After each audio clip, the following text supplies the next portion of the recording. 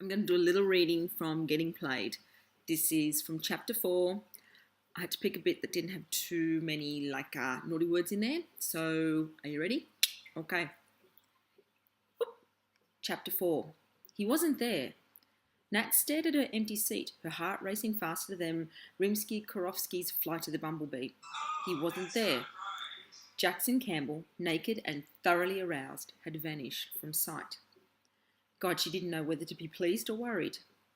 Pulling a steadying breath, she walked across the floor of her office, casting the Minister for the Arts and Culture a calming smile as she did so.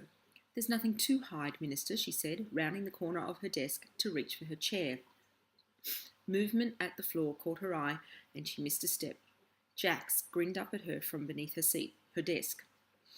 Her heart slammed up into her throat and continued its manic pace there.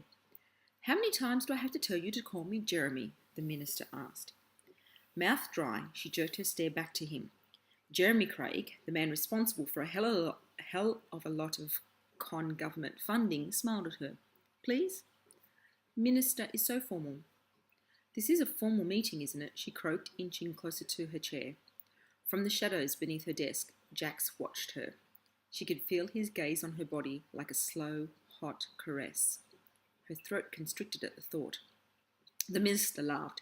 It stopped being formal somewhere around the time you slapped my face with your hands, don't you think?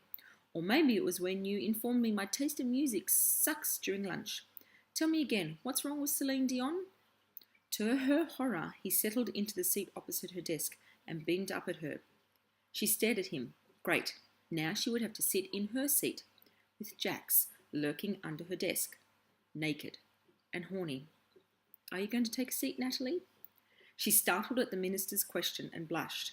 She fidgeted her way to her seat and, teeth gnawing on her bottom lip, lowered herself onto the edge of the plush leather cushion.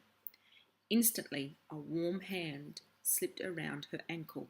She gasped. Jeremy Craig frowned. Are you sure you're okay, Natalie?